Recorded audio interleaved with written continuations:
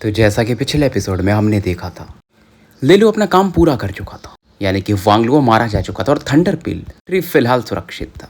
और लिलू भाई को अलग उम्मीद थी कि अब तो थंडरपिल ट्री से कुछ अच्छा देगा। अब आगे फिलहाल बाहर का हमें सीन दिखाया जाता है, जहाँ पर फर्स्ट प्रिंसेस, किन्यू, ज़ाओबेली अभी भी बैटल कर रहे थे।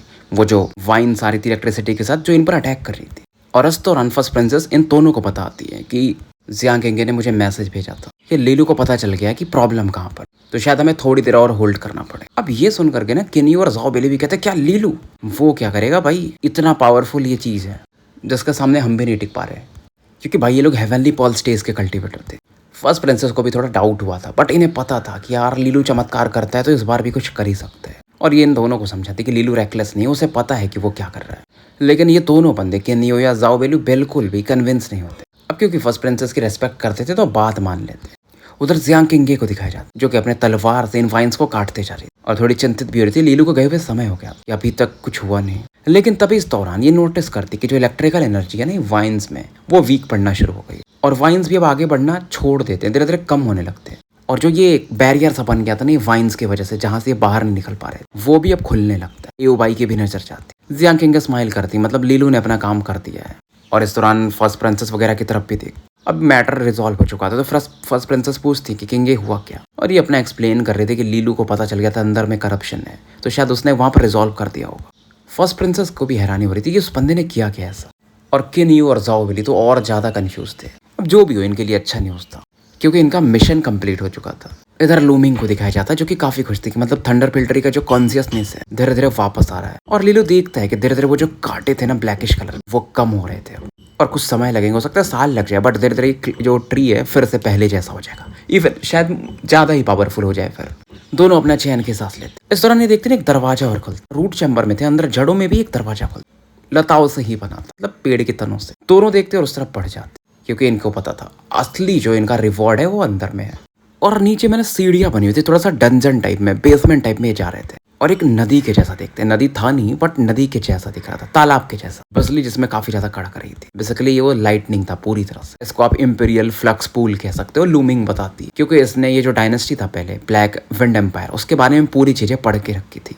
और यहाँ पर ना बस जो रूलर होता है वही कल्टिवेट कर सकता है, बाकी जो राजघराने के लोग हैं उन्हें बस वो फ्रूट मिलता है, थंडरपिल फ्रूट। ऐसे जगह में ट्रेनिंग करना काफी बड़ी बात थी।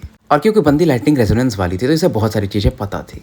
अब लिलू और लूमिंग एक एक स्पॉट पकड़ के बैठ जाते हैं। लिलू जानता था अगर यहाँ पर ये कल्टीवेट कर लेता है तो इसका फिजिकल स्ट्रेंथ बढ़ जाएगा। तो ये जो लेवल 2 का डिवाइन एलिफेंट पावर यूज करता है, जिसके वजह से इसके हाथ गलने लगती है, वो भी समाप्त हो जाए। और लूमिंग भी लिलू को थैंक्स बोलती है। लिलू भी बोलता है यार तुमने भी तो सहयोग किया था। और अब लूमिंग बोलती मैं अंदर जा रही हूँ।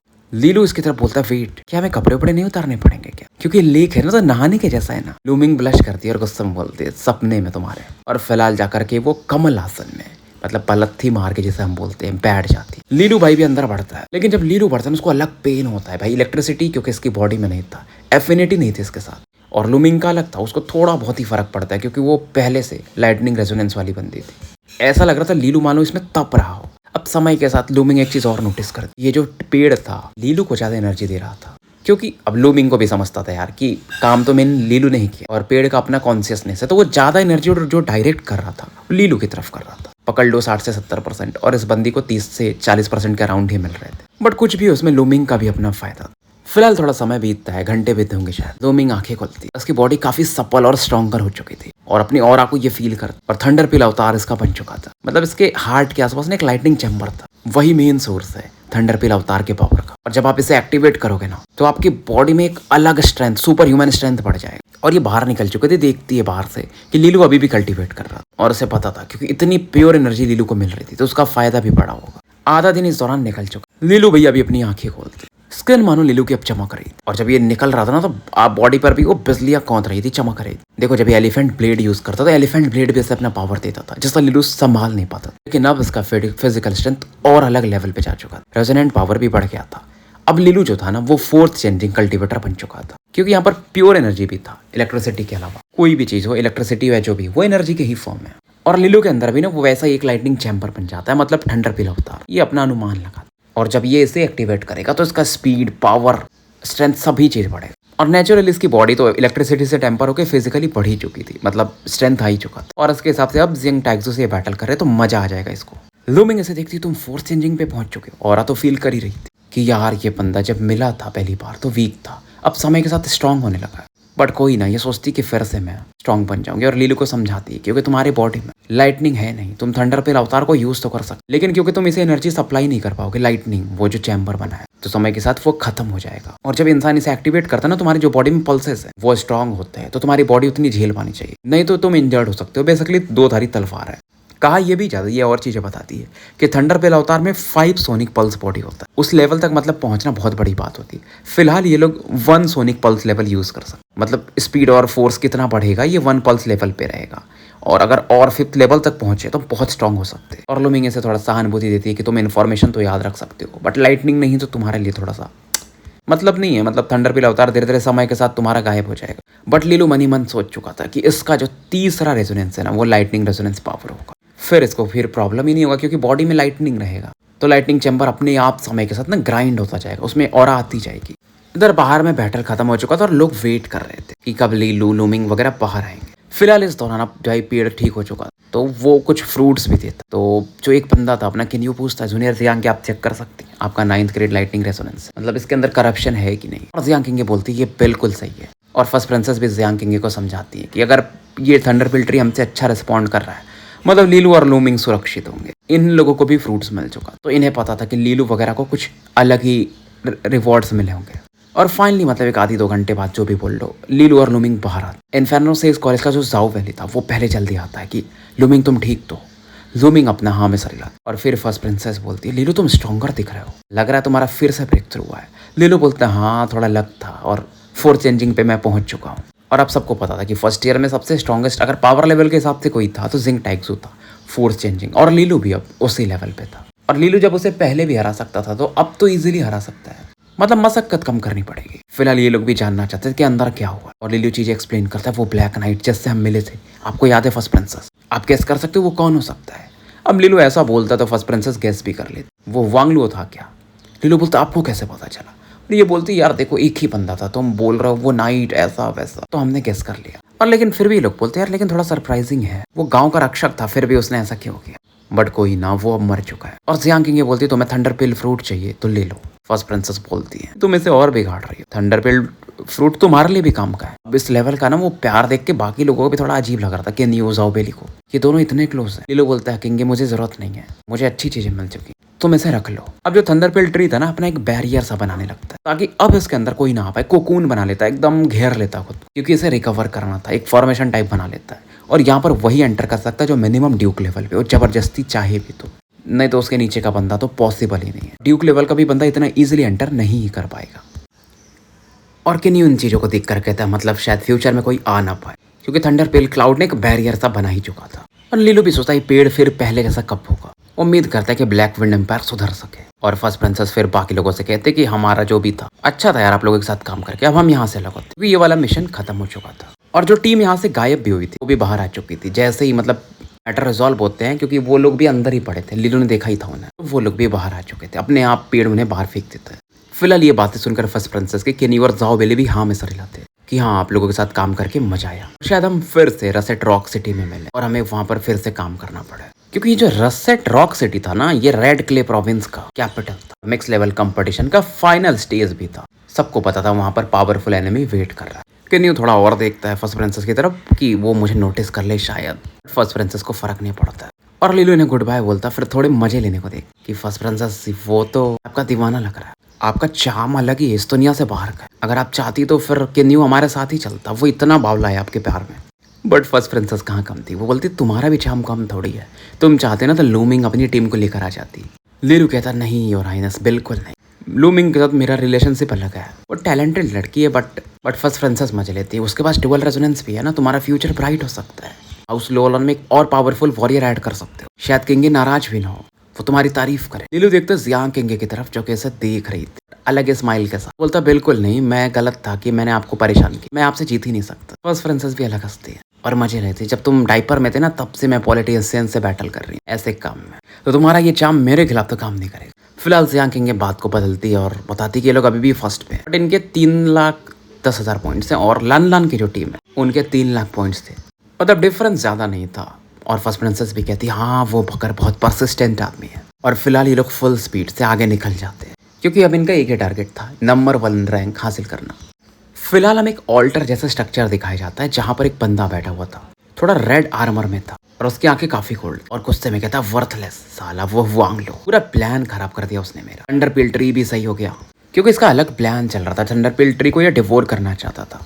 इसे समझ में आता है कि एटॉमिक फेडरेशन वाले कितने धूर्त हैं, बट कोई ना, आने दो इन्हें रेड रसल रॉक सिटी में। अपन उसे रॉक सिटी ही कहेंगे, फिर मैं इन्हें बताता। और इसने एक अलग लेवल का इल्यूजन यहाँ पर बना के रखा था, मतलब ऐसा लगेगा कि ना जो चीजें आप सामने देख रहे हो रॉक सिटी में वो एकदम रियल है, बट वो होगा नहीं। और क्रिम्सन लाइट के अंदर एक हमें डेमोनिक वुमेन को दिखाया जाए जो कि फॉक्स के जैसा दिख रही है। और फॉक्स का जो पूंछ था ना उसमें से ब्लड बाहर निकल रहा, और जो पूंछ बना था हर एक बाल जो उस पे था ना एक इंसान के सेक्रीफाइस से बना था। और इसी ने मतलब ये सब चीजें की थी ना, अलग लेवल का स्ट्रेंथ था इस फॉक्स का या क्रिएचर का। और इसे पता था यहाँ पर पावरफुल लोग आ रहे थे, इसके लिए और अच्छा है इनको मार के और सही काम किया जा सकता है। कोई ना, ठीक है, थंडरपेल ट्री मेरे काम का नहीं है फिलहाल क्योंकि उसकी कॉन्शियसनेस वापस आ गई है, लेकिन इन बच्चों का तो मैं फायदा उठाऊंगा। उसके बाद मैं थंडरपेल ट्री को भी निपटा ही दूंगा। और वही डायलॉग मारता है। इसके एक फिंगर पे ना रेडिश कलर का रिंग था और एक काले रंग का आंख था, सफेद रंग का पुतला जो आंख में हमारा ब्लैक होता है ना वो व्हाइट था। और ये बोलता है कि जेनेसिस ऑफ लाइट और डार्क तो एक ही है ना, गुड और एविल तो एक साथ ही एग्जिस्ट करते हैं। फिर से हंसने लगता है कि अब आ चुका है समय राइज करने का।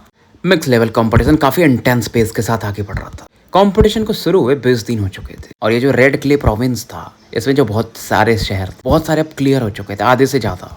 लीलू वगैरह को दिखाया जाता है जो कि अपने स्पिरिट मिरर में देख रहा था। इनके 7 लाख पॉइंट्स हो चुके थे, 10 दिन हो चुका था इन्हें थंडरपेल माउंटेन से निकले हुए, फुल स्पीड के साथ ही आगे बढ़ रहे थे। फर्स्ट प्रिंसेस और जियांग किंग भी हाँ में सर हिलाती क्योंकि ये लोग काफी मेहनत की थी।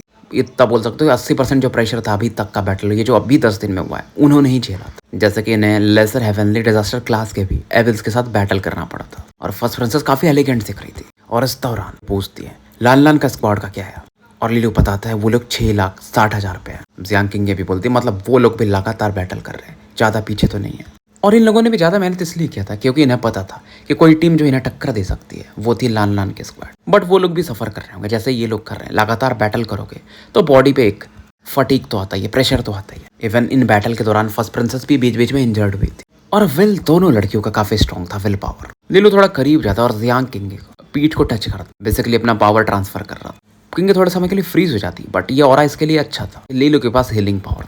लीलू उसकी तरफ देखता नहीं है, जब जियांग किंग देखती तो बस इसे हील करने में लगा रहता। और किंग पहले से बेटर फील करती और खुद मतलब लीलू के हाथ को फिर हटा देती है ठीक ठाक जब रिकवर हो जाती। और लीलू अपना डायलॉग मारता, किंग अगर कहीं प्रॉब्लम पेन ऑन हो रहा हो तो मैं मसाज भी कर दूंगा। पर जैसे ही फर्स्ट प्रिंसेस ये सुनती वो मजे लेना शुरू कर कि लीलू बिग सिस्टर को भी थोड़ा सा बदन में दर्द हो रहा है तो मसाज कर दोगे क्या? लीलू रिप्लाई ही करने वाला था पर देखता जियांग किंग इसे एक अलग ही डेथ लुक दे रही है। लीलू तुरंत ही बोलता है योर हाइनेस ये मेरे और आपके बीच में नहीं हो सकता।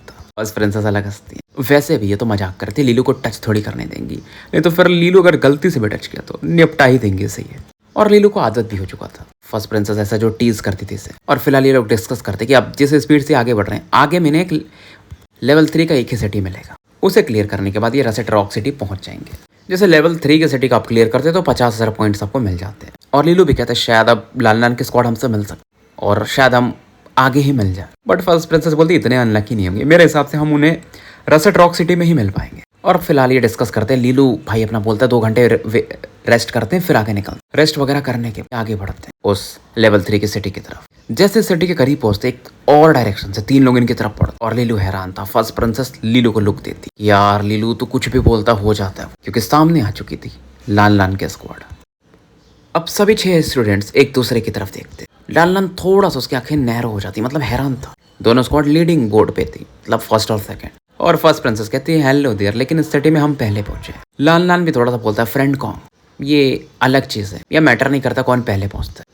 तो फर्स्ट प्रिंसेस भी पूछती कैसा कंपटीशन। भाई फर्स्ट प्रिंसेस को बातों में कोई हरा नहीं सकता था क्योंकि भाई ये शुरू से डिप्लोमेटिक थी। और फिलहाल ये बोलता फ्रेंड कौन क्यों ना आप सिटी ये हमको दे दो। फर्स्ट प्रिंसेस बोलती बिल्कुल नहीं हो सकता, तुम्हें क्या लगता है तुम्हारे पास एनलाइटेंड सेज स्क्रिप्चर है तो तुम कुछ भी कर सकते हो। लान लान भी बोलता है लेकिन मुझे करना पड़ेगा क्योंकि मुझे फर्स्ट रैंक चाहिए। फिलहाल इनका अपना नोक झोंक होता है। लान लान बोलता है मतलब तुम इतनी कॉन्फिडेंट हो, हम ऑल लेवल कंपटीशन में बैटल किए। फर्स्ट प्रिंसेस बोलती लेकिन चीजें अलग है, तुम्हारा एनलाइटेंड सेज स्क्रिप्चर स्ट्रॉन्ग, लेकिन मैं उतना समय तो निकाल सकती हूँ कि मेरे 2 साथी तुम्हारे 2 साथी को निपटा सकते। लान लान बोलता है मुझे कुछ समय के लिए, क्योंकि देखो एक चीज और है, एनलाइटेंड सेज स्क्रिप्चर को तैयार होने में मतलब उस मेथड को यूज करने में थोड़ा समय जाता है। इतना भी नहीं है कि जियांग किंग हरा दे लूजेंसी को या लीलू टैक्सू को, खास करके जियांग किंगी का तो मान भी सकते कि चांसेस हैं। लीलू और जो जिंग टैक्सू का बैटल हुआ था वो अलग लेवल पे गया था, बहुत लंबा गया था, बट फिर भी फर्स्ट प्रिंसेस स्माइल करता अपने जेट सेप्टर को बाहर निकालती, इनका जो वेपन, और फिर से इनके पीछे में ग्रीन लुवान बर्ड बनती है। लानलान भी अपने पावर को इकट्ठा करना शुरू कर देते हैं। फिर जियांग किंगी आगे बढ़ती है, रब से गायब होती है और लूजेंसी के सामने प्रकट होती। लीलू भैया भी आगे बढ़ते अपने एलिफेंट ब्लेड के साथ सीधा जिंग टैक्सू पर चढ़ाई कर देते हैं और लीलू बोलता है फिर हमारा बैटल हो ही गया। और जिंग टैक्सू ने इस बार अलग बदला लेने के मूड में था कि यार उस कंपटीशन में तो हार गया था, बट इस बार इसे मजा चखाऊंगा। लीलू इसे समझाता अपना स्ट्रेंथ वेस्ट मत करो, बैटल हमारा लंबा नहीं होने वाला। जिंग टैक्सू भी बोलता है हाँ बिल्कुल। लीलू बोलता है लेकिन तुम ये नहीं समझ पा रहे हो कि एक और पॉसिबिलिटी कि मैं तुम्हें हरा दूं। और जिंग टैक्सू बोलता है तुम थोड़ा ज्यादा कॉकी नहीं हो रहे हो। लीलू स्माइल करता और अपने एलिफेंट ब्लेड की तरफ इशारा करता। इधर इनका बैटल शुरू होने वाला था और उधर बहुत सारी आंखें इन्हें देख रही थी दूर से, बहुत सारी स्क्वाड्स, जैसे गोंग शेंजुन का भी स्क्वाड। डोजे होंगलियान कहती सीनियर हमें इनकी हेल्प करनी चाहिए, मिलके हम तो आराम से लानलान को रोक सकते और वही हमारे सबसे बड़े दुश्मन है। बट गोंग शेंजुन बोलते हैं आप ही नहीं, सेंस कर सकता हूँ और भी बहुत सारे स्क्वाड्स है जो इस पर फोकस। अब होंगलियान को मजा तो नहीं आ रहा था यार, उसको हेल्प तो करना था। गोंग शेंजुन की बात को कैसे रोक सकती थी, मानना ही पड़ता। गोंग शेंजुन भी एक बहाना मार देता है कि लुवानियो की स्क्वाड शायद हारे ना, थोड़ी देर अगर वो रोक लेगी ना उस बंदे को, लानलान को, तो जूनियर जियांग लूजेंसी को हरा देगी। डोजे होंगलियान भी कहते उम्मीद है आप जैसा कह रहे हो वैसा हो।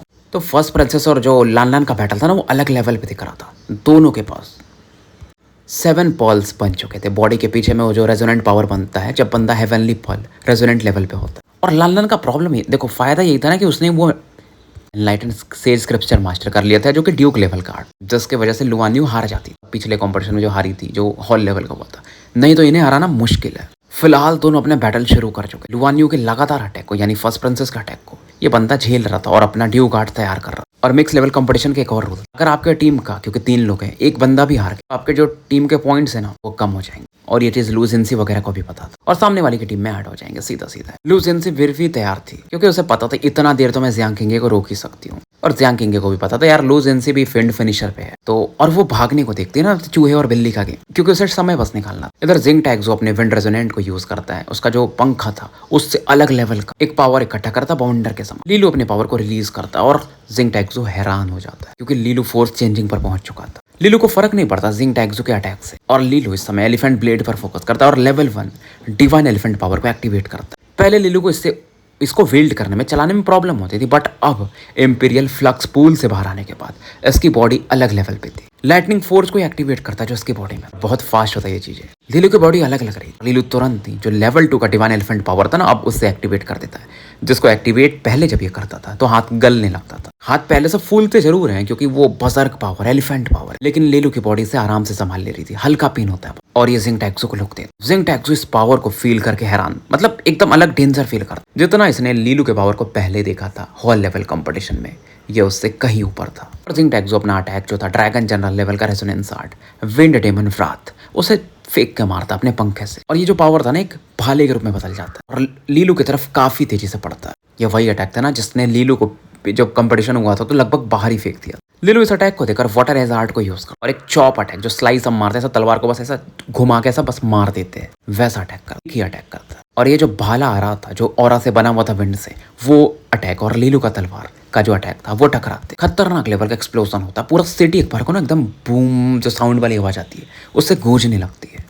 उधर जो था फर्स्ट प्रिंसेस और लानलान का बैटल पीक पर पहुंच रहा। फर्स्ट प्रिंसेस एक अटैक यूज करती है हाई ग्रेड का dragon general resonance art green लुवान स्वॉर्ड टेक्निक, क्योंकि इनका स्ट्रॉन्गेस्ट रेजोनेंस आर्ट अटैक था। बहुत सारे तलवार और काफी तेजी से आगे बढ़ते, मतलब सीधा सीधा फर्स्ट प्रिंसेस अपने फुल पीक पावर को यूज कर रही। लानलान भी पीछे नहीं हटता कि अगर बंदे सामने वाले ट्रम्प कार्ड को यूज कर, बहुत तेजी से ना ऐसा कक्कासी सेंसर जैसे हाथ की इमेजेस बनाते, इनो सारू वैसे बहुत सारे सीन हैंड साइंस बनाते के पीछे एक अवतार सा बना। उधर जो फर्स्ट प्रिंसेस का अटैक था ग्रीन लुवान स्वॉर्ड लूट, वो आगे बढ़ रहा और सामने वाला जो बंदा था ना अपना मतलब लानलान एक वॉइड अटैक यूज करता है, तो जो लुवान टेक्निक था स्वॉर्ड का धीरे धीरे वो डेवोर होने लगा। धीरे धीरे बैटल पीक पर पहुंच चुका, प्रिंसेस के आसपास का स्पेस भी फटने लगा। फिर स्पेस का अपना रूल है, देखो यार बीच में ऐसा कराया गया फिर बंद हो जाए, लेकिन जब बंद हो रहा था ना वहां से एक अलग स्पेशल मिस्टीरियस पावर बाहर निकल रहा, क्योंकि ये जो पावर था ये था लानलान का एनलाइटन से स्क्रिप्चर का पावर। ड्यूजे होंगलियान चिंतित थे कि हमें हेल्प करना पड़ेगा सीनियर गोंग का, बट गोंग शेंजुन अभी भी शांत कि देखो मैंने बोला था अगर मैं बैटल में आगे जाऊंगा ना तो बाकी टीम में भी आगे आ जाएंगे, बस वेट करना पड़ेगा जूनियर जियांग जल्दी से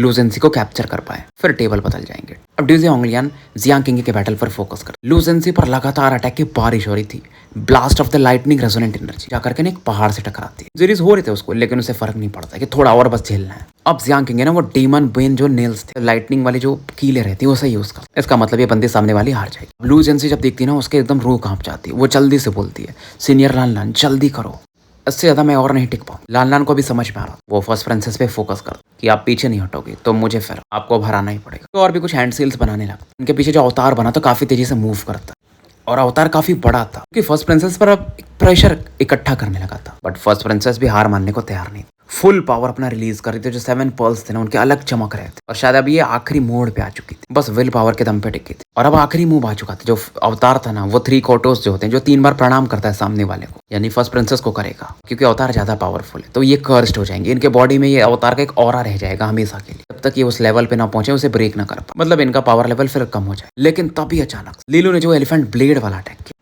और एक शॉकवेव चारों तरफ फैला था, फिर वो शांत होता है और लीलू का जो तलवार था, एलिफेंट ब्लेड था, वो जिंग टैक्सो के छाती पर था और स्पिरिचुअल मिरर उसके ऊपर घूम रहा था। और आवाज आती है, सीनियर लान आप रुक क्यों नहीं जाते, मेरी तरफ तो देख लो एक बार। लान जब देखता ना, उसका एकदम होश हवा से उड़ जाता पूरा। जिंग टैक्सो हार गया, कैसे, क्यों, इतना जल्दी कैसे? क्योंकि इन्हें भी पता था हॉल लेवल कंपटीशन में कितना खतरनाक बैटल हुआ। लेकिन कुछ समय लीलू कैसे जीत गया, हैरान था ये पूरी तरह से, इसे समझ में नहीं आ रहा था, शॉक्ड था। और जो भी लोग बैटल देख रहे थे वो खुद हैरान थे कि जियांग किंग से पहले इस बंदे ने उसको हरा दिया। ड्यूजे होंगलियान का भी चेहरा दिखने लगा और इनके साथ में जुगजुआन था ना, सेकंड ईयर वाला, वो भी कहता यार लीलू इतना जल्दी कैसे हरा दिया। ड्यूजे होंगलियान को फर्क नहीं पड़ता था कि इनकी टीम बस जीत रही है ना कॉलेज की, वो ही बड़ी बात है। गोंग शेंजुन जो कि हमेशा शांत रहता था, उसका भी चेहरा देखने लायक था और फाइनली स्माइल देकर बोलता है, हमारा प्यारा जूनियर भाई लीलू आदमी है चमत्कारों वाला, मानना पड़ेगा।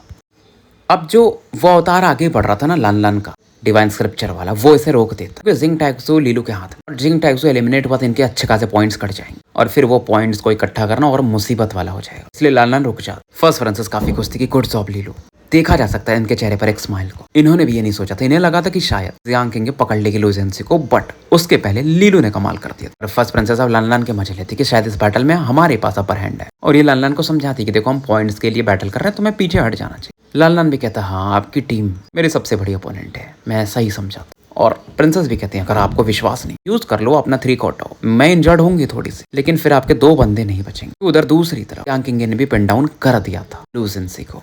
अब लान अकेले बचे थे एक तरह से। लू जेंसी तो एकदम खतरनाक ब्लड शरीर से बाहर आ रहा था, और जो वो नेल था ना, लाइटनिंग डीमन बोन नेल जो भी बोल लो, लू जेंसी के हाथों में ऐसा गड़ते जा रहे थे और काफी पेन में चिल्ला रही थी और कहती सीनियर लान जल्दी डिसीजन लो, जो भी लेना है वो जल्दी ले लो। जियांग किंग इस लड़की के बाजू में आके खड़ी हो जाती है कि चुप। अब लान भी सोचने लगा और फाइनली इन्हें डिसीजन लेना पड़ता है कि ठीक है फेलो स्टूडेंट को आप ये जीत गए, आपके 2 टीममेट्स बहुत खतरनाक। और फिर गोंगलुआन भी कहती है, तो फाइनली आप मान ही गए ना। लेकिन फिर भी ये बंदा बोलता है कि रियल कंपटीशन तो रसेट रॉक सिटी में होगा, क्योंकि वहां पर ग्रेटर हेवनली डिजास्टर क्लास का एपिल है, जैसे हम बोल सकते हैं कि हमसे भी ऊपर हेवनली रेजोनेंट स्टेज में। और फाइनली अब ये बोलता है लान की दोनों से, लीलू और जियांग किंग से, कि आप मेरे दोनों साथियों को छोड़ दोगे। और जियांग किंग तो और ज्यादा नेल को अंदर गाड़ने लगती है लू जेंसी, और लू जेंसी चिल्लाती सिस्टर किंग प्लीज ना, ये आर्ट मेरे ऊपर मत यूज करो। जियांग किंग भी बोलते हम दुश्मन है, मैं क्यों लेनियंट हूँ। और फिर ये समझती थी कि ऐसा क्यों हो रहा है। ये बोलती है कि सिस्टर किंग वो जो आपका और जिंग टैक्सो वाला जो मैटर था ना, वो मेरा प्रॉब्लम नहीं था, वो जिंग टैक्सो ने किया, तो आपको गुस्सा उस पर निकालना चाहिए। जियांग किंग बोलती वो तो मेरे ध्यान देने लायक भी नहीं है। फिलहाल जियांग किंग यहाँ से थोड़ा दूर आ जाता। लीलू अपना हंस रहा था और देखता है जिंग टैक्सो की तरफ, जो कि एकदम अवाक था कि यार ऐसा कैसा हो गया, क्योंकि पहले कैसा ऐसा लगता था जिंग टैक्सो को कि लीलू बस ऐसा गलती से जीत गया, लेकिन अब ये समझ सकता था। लीलू बोलता टेंशन मत लो, अभी जो मैंने तुम्हारे पर अटैक किया था ना, वो मेरा पीक पावर भी नहीं था। जिंग टैक्सो की और फाड़ देता है और ऐसे बोलता तुम्हें और मेहनत करना पड़ेगा यंग वन, फ्यूचर में हम फिर कभी मिलेंगे जरूर। और ये फर्स्ट प्रिंसेस की तरफ पड़ जाता। लान अपनी टीम को लेकर यहाँ से निकल जाता अर्थ सिटी की तरफ। अब क्लिनजिंग का काम था इसे करने के लिए, तो इस प्रोसेस में लग चुके थे। गोंग शेंजुन भी अपना प्रकट नहीं हुआ, अपनी टीम को लेकर दूसरे सिटी में निकल जाता है जो प्यूरिफाइड नहीं हुआ था। सबको पता था कि जब पूरी इधर की सिटीज क्लीन हो जाएंगी तभी ये रसेट रॉक सिटी पहुंच के कुछ कर पाएंगे। तो स्टोरी यही समाप्त करते हैं और मिलते हैं फिर कल एक नए वीडियो के साथ। तब तक के लिए आपका साथी अनिल कमिस्ट विदा लेता है।